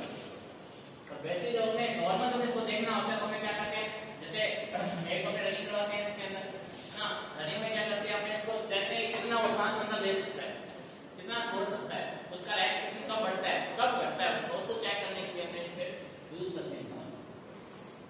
मेडुला ऑब्लोंगेटा दो सेंटर बताए थे कौन से दो सेंटर बताए थे कौन से 5 मिनट का टाइम है भाई उसके बाद उसको लेक्चर स्टार्ट हो जाएगा साइकोलॉजी सोशियोलॉजी वो भी जरूरी है चाह पी गए अरे 10 मिनट का ब्रेक मिलेगा मेरे पास है 3.5 मिनट और 3.5 मिनट के अंदर मेडुला ऑब्लोंगेटा को थोड़ा खींच देता हूं सारा होना चाहिए मेडुला ऑब्लोंगेटा लास्ट तक रहती है ऐसे ब्रेन के लास्ट तक जाएगी मेडुला ऑब्लोंगेटा और मेडुला ऑब्लोंगेटा क्या है तो ये किसके नीचे होता है तो ये पॉन्स के नीचे होता है और पॉन्स जब पढ़ रहे थे तब क्या था ये पॉन्स एंटीरियर था है ना एंटीरियर था किसके एंटीरियर था तो मेडुला ऑब्लोंगेटा के और अब यहाँ क्या हो गया मेडुला ऑब्लोंगेटा क्या हो गया इसके नीचे होता है पॉन्स के नीचे कौन होता है मेडुला ऑब्लोंगेटा इंफीरियर का मतलब है नीचे पॉन्स के नीचे कौन होता है मेडुला ऑब्लोंगेटा और continuous with a spinal cord और ये आगे जाके कंटीन्यूअस किसके साथ करता है स्पाइनल कोड के साथ ये जाता है कंटीन्यू जाता है और जिस जोड़ से जिस जॉइंट से जिस फोरामेन से ये क्या होता है कंटीन्यूअस होता है उससे अपने फोरामेन को क्या कहते हैं फोरामेन ऑफ मैग्नम के नाम से जानते हैं foramen of magnum foramen of magnum क्या है जो क्या करे मेडुला ऑब्लोंगेटा को स्पाइनल कोड के साथ जोड़ता है उस जॉइंट को उस फोरामेन को क्या कहते हैं फोरामेन ऑफ मैग्नम के नाम से उसको हमने जानते हैं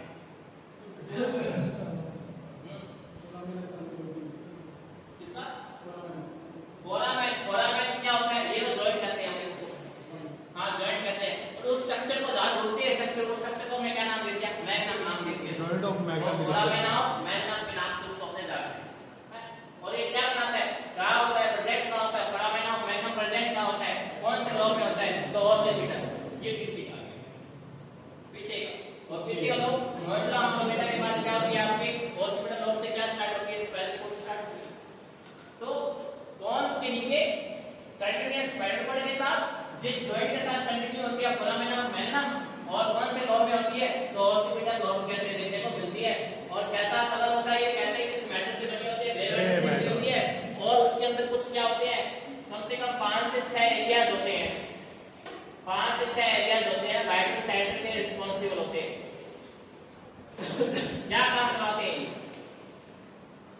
वाइटल सेंटर जितने भी बॉडी के वाइटल सेंटर हैं वाइटल सेंटर और वाइटल सेंटर की फिजियोलॉजी के लिए वाइटल सेंटर के फिजियोलॉजिकल मैकेनिज्म के लिए रिस्पांसिबल होता है कौन मेडुला ऑब्लोंगेटा कौन से वाइटल सेंटर या वाइटल फिजियोलॉजी है दूसरे पहले आता है कार्डियोवास्कुलर सेंटर वाइटल सेंटर है कार्डियो हार्ट के ना थोड़ी काम ही रहेगी तो सबसे पहला फिजियोलॉजी के लिए सबसे पहला कौन सा सेंटर है कार्डियोवास्कुलर और कार्डियोवास्कुलर में क्या कार्डियक सेंटर ये क्या करता है कार्डियक एक्टिविटी को क्या करता है रेगुलेट करता है बीट्स को रेगुलेट करता है दूसरा वस्कुलर कंट्रैक्शन का मतलब क्या है कभी कभी तो वेसल्स कैसे हो जाएगी वेसो कंस्ट्रिक्ट हो जाएगी और कभी कभी कैसे हो जाती है वेसो डायलेट हो जाती है तो वेसो कंस्ट्रिक्शन करवाना वेसो डायलेट करवाना हार्ट की कार्डियक एक्टिविटी को बनाए रखना ये किसके अंदर आता है कार्डियोवास्कुलर सेंटर के अंदर आता है और कार्डियोवास्कुलर सेंटर को कौन कंट्रोल करता है तो आपका medulla oblongata cardiovascular centre centre में दो काम होंगे एक कार्डियो का होगा एक वस्कुलर का होगा कार्डियो का मतलब क्या लगातार हार्ट की रिदम को बना करके रखना एक्टिविटी को बना करके रखना दूसरा वस्कुलर का इसके अंदर जो ब्लड वेसल्स है उसको क्या करना कभी तो वैसो कंस्ट्रिक्ट करवाना कभी तो नैरो करवा देना अकॉर्डिंग टू कंडीशन कभी तो क्या करवा देना नैरो करवा देना कभी डायलेट करवा देना जिसको बोलते हैं वैसो कंस्ट्रिक्शन और वैसो डायलेटेशन के नाम से उसको चलता है ना तो ये तो कार्डियोवास्कुलर सेंटर का काम है किसके अंदर हो गया मेडुला यस सर। दूसरा रेस्पिरेटरी, दूसरा है रेस्पिरेटरी सेंटर। और रेस्पिरेटरी सेंटर में क्या, ये रेस्पिरेशन क्या करता है, रेस्पिरेट करवाने का काम करता है, लगातार रेस्पिरेशन करवाना है। कौन करवाता है, तो मेडुला ऑब्लिंगुम करता है, रेस्पिरेशन करना है अपने। तीसरा रिफ्लेक्स सेंटर। और रिफ्लेक्स सेंटर में क्या, जो लगातार रिफ्लेक्स की बात हो रही थी, लगातार रिफ्लेक्स की बात हो रही थी, कैसा, आंखों का ब्लिंक करवाना, कोई कफिंग आती है कफ करवाना, वॉमिटिंग करवाना, है ना, इसके साथ साथ स्नीजिंग करवाना, स्नीजिंग के साथ साथ गैगिंग करवाना, ये सारे के सारे जो रिफ्लेक्स है। गैगिंग का मतलब होता है कोई माइक्रो ऑर्गेनिज्म आपके गले में चला गया और सुबह सुबह कई क्या करते हैं, फोल्डेट करते हैं ऐसे, है ना, और बर्ड्स को क्या करते हैं, बर्ड्स को एकदम थ्रोट तक लेके ले जाते हैं, है ना, और फिर जोर जोर से क्या करते हैं, कफिंग करते हैं एकदम से, पता चलता है नार है लोग, है ना, जो क्या करता है ऐसे करके बर्ड्स करेगा और बर्ड्स को क्या करता है पूरे गले तक ले जाता है, गले तक साफ करता है ऐसे। और गले तक ले जाने का मतलब क्या होता है कि यहाँ आपके वैगस नर्व होती है, और वैगस नर्व क्या होती है, वो क्या होती है, हाइपर स्टिमुलेट हो जाती है। और हाइपर स्टिमुलेट होने की वजह से क्या होता है, जोर जोर से कफिंग आती है, उससे कफ वैसे नहीं आ रही, पर वो क्या कर रहा है, वैगस नर्व को स्टिमुलेट कर रहा है, और वैगस को स्टिमुलेट कर कफिंग आती है। और सर वो ग्लिसरीन भी लगाते हैं ना कई डॉक्टर गले के अंदर, हाँ वो क्यों लगाते हैं, क्या चीज, ग्लिसरीन लगाते हैं, वो क्यों बनाते हैं, वो कफ बंद करने के लिए लगाते हैं, कफ बंद करने के लिए, निकलना कोई चीज निकले ना, पीछे से स्वेलो ना करे, पीछे से स्वेलो ना करे। ऑटोनॉमिक प्रोसेस है, ऑटोनॉमिक प्रोसेस को कोई एक्टिवेट तो करवाएगा, ऑटोनॉमिक ये सारे के सारे अपने आप होती है, अपने आप होती है एक्टिविटी, पर अपने आप होती है, पर अपने आप ही तो उनको कोई एक्टिवेट करवाएगा। और एक्टिवेट अब सडन कोई मॉस्किटो आ रहा है, आई के अंदर आई को ब्लिंक होना है, तो आई को ब्लिंक होना है, कोई ऑर्डर को देगा, कौन देता है, हेड डॉक्टर का ब्लिंक करवाएगा, कमिंग करवाएगा, वॉमिटिंग करवाएगा, नहीं ब्रेड को परमिशन देगा, ब्रेड को परमिशन देना कैसे काम होता है, ब्रेड को परमिशन देगा ना, पहले ब्रेड को परमिशन देगा, ये करवानी है इसको, है ना, परमिशन लेनी पड़ती है। हाँ मिली सेकंड में चांस होता है, मिली सेकंड के अंदर, मिली सेकंड के अंदर क्या होता है, इसका रिस्पॉन्स होता है।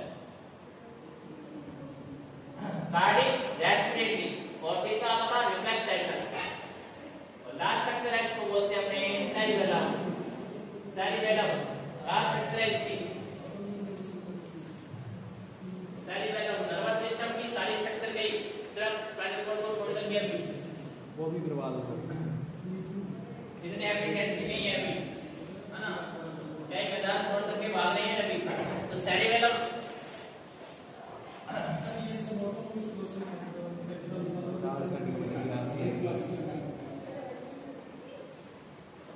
जो सेरिबेलम रहता है,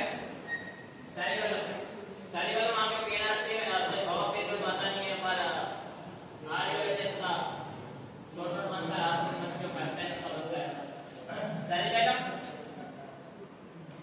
बिहाइंड द बोन्स के पीछे, सर बिहाइंड द बोन तो पहला मेडुला और हां बिहाइंड था, वो लेटरल था, वो इंफीरियर था, एक इंफीरियर था, एक एंटीरियर था, है ना, और ये बिहाइंड है पीछे की ओर, इंफीरियर और बिहाइंड में फर्क होता है, इंफीरियर होता है नीचे, बिहाइंड होता है उसके पीछे, बिहाइंड होता है उसके बोन्स के पीछे, बोन्स के पीछे एक स्ट्रक्चर है, बोन्स के पीछे एक स्ट्रक्चर है जिसको हम बोलते हैं सेरिबेलम, और बिलो द सेरिब्रम, सेरिब्रम के नीचे, सेरिब्रम के नीचे और बोन्स के पीछे जो स्ट्रक्चर है उसे क्या बोलते हैं, सेरिबेलम के नाम से उसको जानते हैं।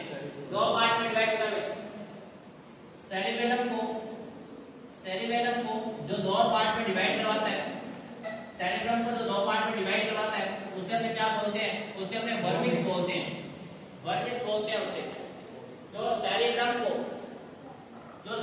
को करवाया था उसको फ्लैक्स सेरिब्रम बोला था, जो सेरिब्रम को जिसने दो पार्ट में डिवाइड करवाया था उसको फ्लैक्स सेरिब्रम बोला था। फिर नीचे आकर के वो कॉर्पस कैलोसम बन गया था, वो सेरिब्रम की बात थी।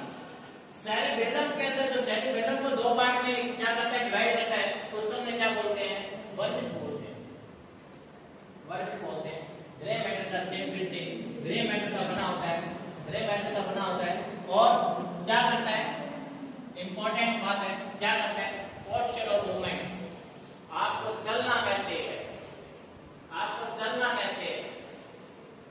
स्ट्रेट वाइज चलना है, सीधा चलना है ना। बैलेंस, मूवमेंट का बैलेंस, आप सबसे सीधा चल रहे हो क्या, सीधा चल रहे हो, टेढ़े नहीं चल रहे, कैसे चलते हो वैसे चलते हो, पुष्पा की तरह है ना, ऐसे चलते हो, दीवार पर उलट के चलते हो, सीधा नहीं चलते, कई ऐसे चलते हैं सीधे मूवमेंट। ਸਰ ਮਤਲਬ ਬੱਚੇ ਜਿਹੜੇ ਛੋਟੇ ਜਿਹੇ ਹੁੰਦੇ ਉਹਨਾਂ ਦਾ ਸਰੀਰਿਕ ਬਲਮ ਜਿਹੜਾ ਹੈਗਾ ਇਹ ਐਕਟਿਵ ਉਹ ਨਹੀਂ ਹੁੰਦਾ। ग्रोथ करता है, ग्रोथ करता है, अभी वो ग्रोथ करता है, ग्रोथ एंड डेवलपमेंट करता है, ग्रोथ करता है। बच्चों के कई बच्चे कुछ चल नहीं पाते हैं और जैसे जैसे वो मैच्योर होता है, ग्रोथ करता है, साइकिल में ग्रोथ कर देता है, फिर वो सीधा चलता है। बच्चे बड़े भी नहीं चल पाते सही। यहाँ पे जो बड़े होते हैं वो भी टेढ़े चलते हैं, कब चलते हैं जब एडपोल का स्टेशन होता है ना, एडपोल जगह लेते हैं तब क्या करते हैं, ऐसे चलते हैं बिना पीते सर के टेढ़े चलते हैं। तो सेरिबेलम क्या करता है, इंपॉर्टेंट बात है। इसके एक्शन में इसका एमसीक्यू था कि सेरिबेलम का एक्शन क्या होता है, इस पे एमसीक्यू डायरेक्ट पेपर बना हुआ था आपका। तो सेरिबेलम का काम क्या होता है, तो मूवमेंट ऑफ या बैलेंस ऑफ मूवमेंट या पोस्चर ऑफ मूवमेंट से बोला जाता है।